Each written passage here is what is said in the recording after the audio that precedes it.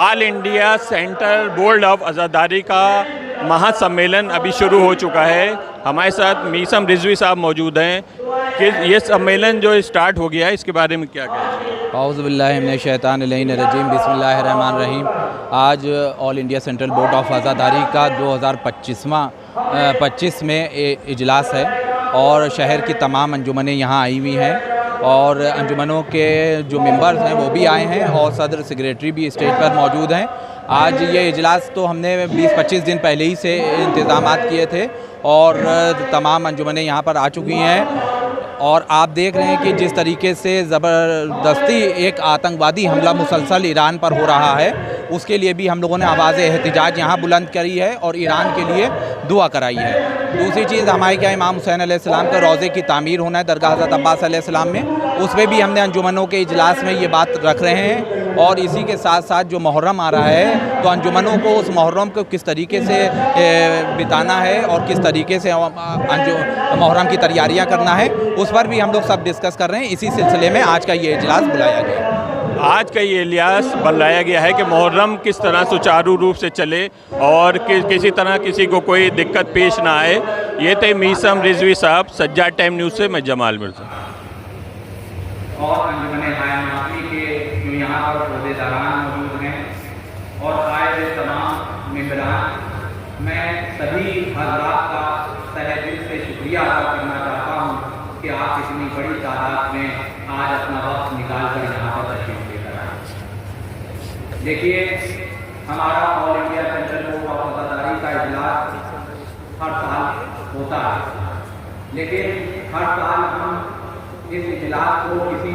Marriage hall में या कोई ऐसी बड़ी जगह पर कर लेते हैं जहाँ पर सिर्फ और सिर्फ सदर और सेक्रेटरी आते हैं और एडमिनिस्ट्रेशन के लोगों से मुहर्रम के सिलसिले में बातचीत होती है। यहाँ पर बहुत से ऐसे अहदेदारान अंजुमन के बैठे होंगे जो सालाना इस इजलास में तशरीफ लाते हैं, लेकिन अब की मेरी ये कोशिश रही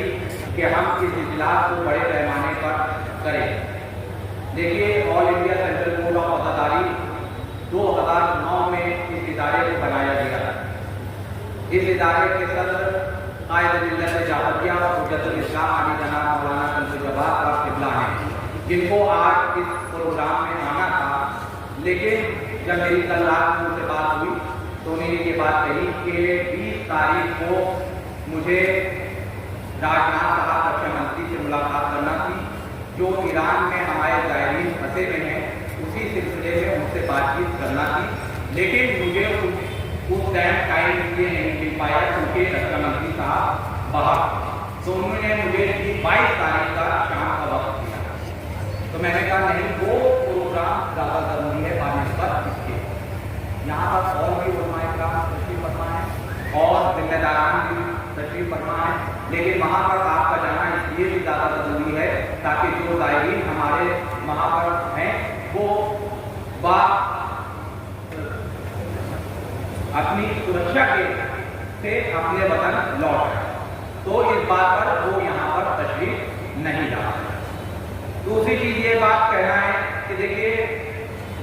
एक हफ्ते से पहले से हमारे प्रोग्राम तय था और ये प्रोग्राम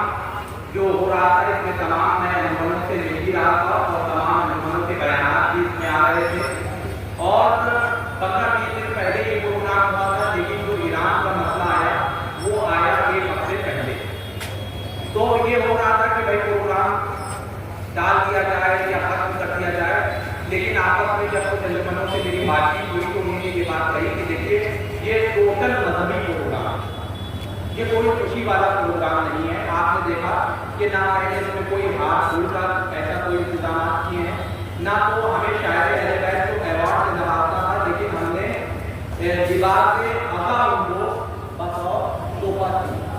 ताकि मुहर्रम में वो इस्तेमाल हो सके और खुशी का कोई इजहार हमारे यहाँ इस देश से ना हो।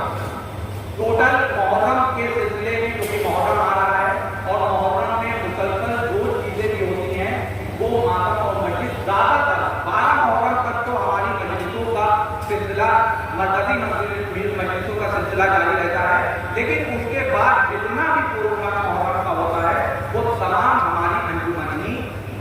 अदा करती हैं। चाहे तो आप उनके क्या है शबेदारी हो, चाहे एक दूसरे के यहाँ मजलिस और मातम नवा खानी की नजरीन करना हो, वो सारी चीज़ें अंजुमन ही डिसाइड करती हैं कि हमें किस तरीके से प्रोग्राम को करना है। शाहिद लखनवी साहब दुनिया की जालिम लिखे गए, मानी यजीद सिंध के जालिम लिखे गए लफ्जों